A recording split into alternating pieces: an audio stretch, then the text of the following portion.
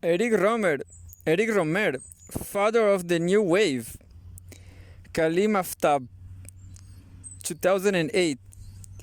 From the Independent, March 21, 2008. Reprinted by permission. Eric Rohmer has always been the most discreet of film directors. While his contemporaries saunter from film festival to film festival and spend hours in interviews spouting their views on film and life, Rohmer was by and large chosen to stay at home. The first indication of his cloaked nat- of his cloaked nature came in 1946 when he chose to release his novel Elizabeth under the pseudonym Gilbert Cordier. Even Eric Rohmer is an alias. He was born Jean-Marie Maurice Scherer in 1920. He came up with his author signature fashioned together in homemade to the actor and director Erich von Stroheim and the 19th century English novelist Sax Rohmer.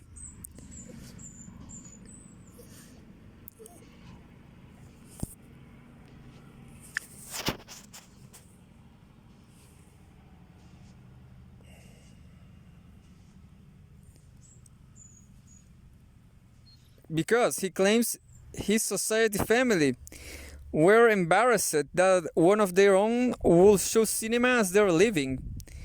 Whether it's true or not, the story fits in perfectly with Rohmer's aim when starting out as a film critic in post-war France, that cinema should be recognized as the seven art, as valuable an artistic pursuit as painting and books.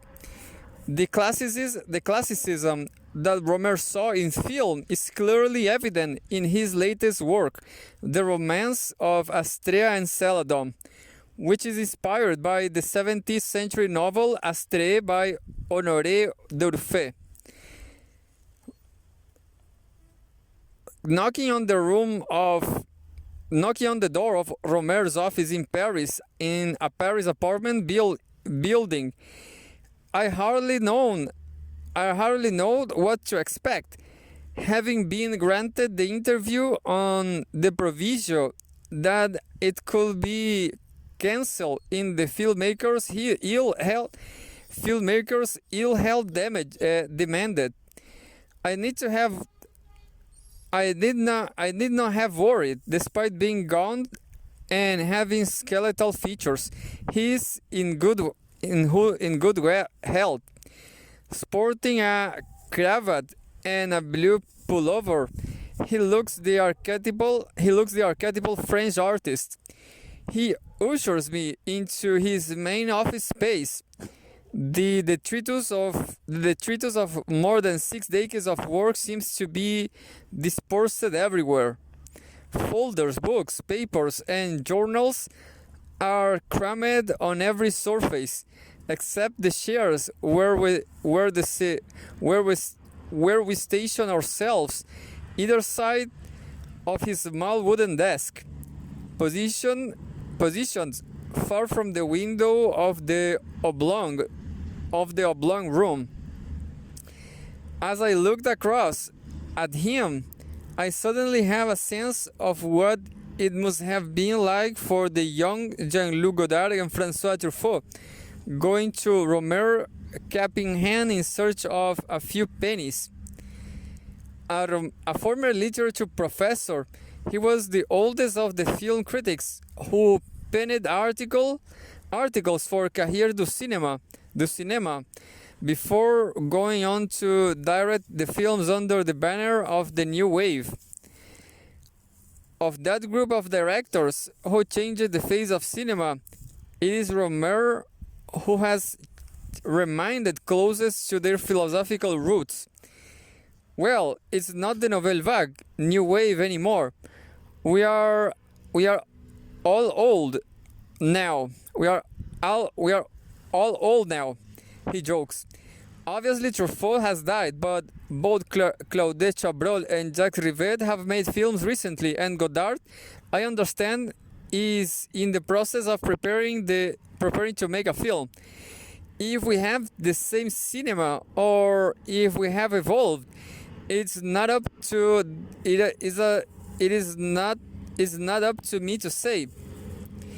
It's true that Godard has probably grown more as a filmmaker, but away from the public, while Chabrol has become a more commercial filmmaker.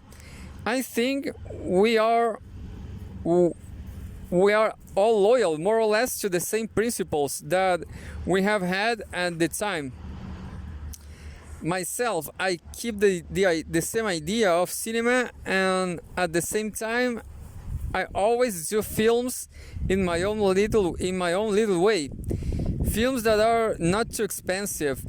I like shooting even when I'm in a studio. I like shooting nature, and I give an importance to the poetry of cinematography. It's very much still following the theories that I expounded in my early articles. Detractors of the auteur, of which there are many, will argue that Rohmer tells the same story in the same style over and over again. There is little in the way of plot, and it's hard to decipher the motivations of the protagonists. Rohmer defends the similarity in his pictures. It is better to see all my films together as a collection. As the moment they are showing the 4 seasons on French television, one part each week, and that is perfect. There is a relationship between all the films, and that is where the interest lies. Whether you think that my films are good or bad, they have a value to one another that helps with understanding them. The public often tell me that I make films that resemble each other, and they are right. But it is normal because I'm a complete author. That is someone who creates a film, looks at the subject, and at the same time, I'm also the man who creates the image. The romance of Astrea and Celadon is set in 5th century France, in a world of nymphs and druids.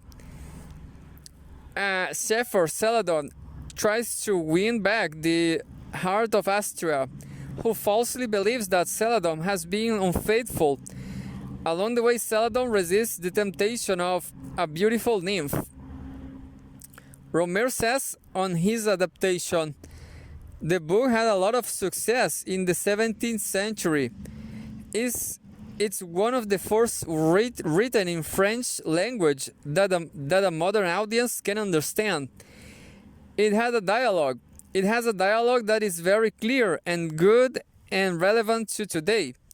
Modern audiences will recognize the characters but not stray away. This is normally with my films, don't have a big public and cater more to a certain literary audience. You can take an English novel from the 19th century and they say many of the situation that I address. I read a lot of authors of the 19th century, Joseph Conrad, Robert Louis Stevenson, Henry James, and these authors have marked me a lot. At the outset of the film, in a droll intertitle, he makes a playful comment on the fact that the shooting took place in a location far from where the events are depicted in the novel, because idyllic countryside has been replaced by concrete jungles. The director has never owned a car and rarely take taxis, although he does point out that this is more to do with the type of films he makes than an attempt to improve on his already impressive green credentials. I do this I do this to be in touch with everyday life. If you are hiding away in a taxi, you are not in contact with reality. And in my films, I try to show people in real situations, especially in my films in a contemporary setting. It it can do this. I can't do this if I stay in big hotels and hide from the public. It's why I don't show my face often in the media. People don't recognize me. So I can get on public transport. I also help them.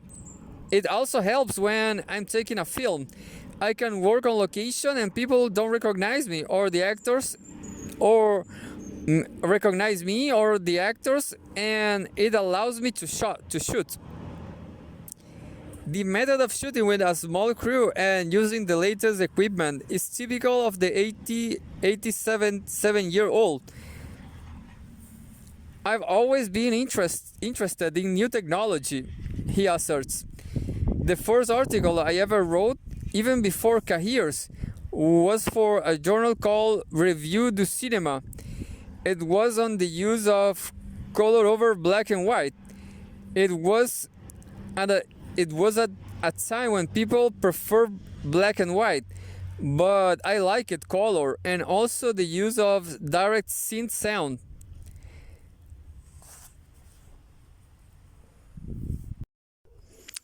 Sad as it is to report, the intimates that the romance of Astrea and the Celadon is likely to be his swan song.